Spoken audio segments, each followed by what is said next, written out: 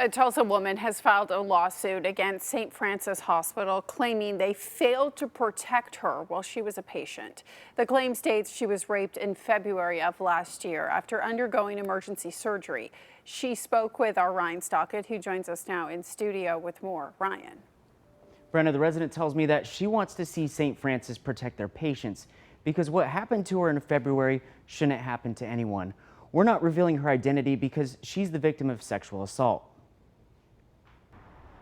How could something like this happen in an emergency room when someone is, at their weakest point? A horrifying and traumatic stay at the St. Francis emergency room. The Tulsa resident was at the hospital for an emergency surgery on her kidneys. She says she was asleep in her bed when she woke up to a stranger sexually assaulting her. I woke up to a man at the bottom of my bed, kind of had his back to me, and he was in blue scrubs. After he left her room, she says she told employees what happened, but they didn't believe her. They brought one of their psychiatrists to my room, and I didn't know I was being evaluated at the time, but the next thing I know, when I get out of the hospital, they're calling me and telling me I need to come up and pick up my meds, my psychiatric meds.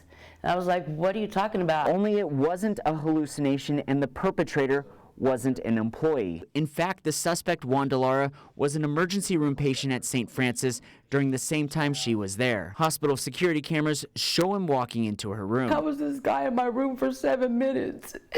And nobody even knew it. Delara was convicted of rape by instrumentation and sexual battery last month. Now the victim is filing a civil lawsuit against him and the St. Francis Hospital. We're on the forefront of gathering information, gathering facts, gathering, exactly where the failures were, how this occurred, but on the surface of this, you should not have a patient who's allowed to wander around a hospital for 30+ minutes without supervision, with some level of anonymity with scrubs, checking doors, and without any eyebrows being raised by security or the nursing staff that's caring for the patient at the time.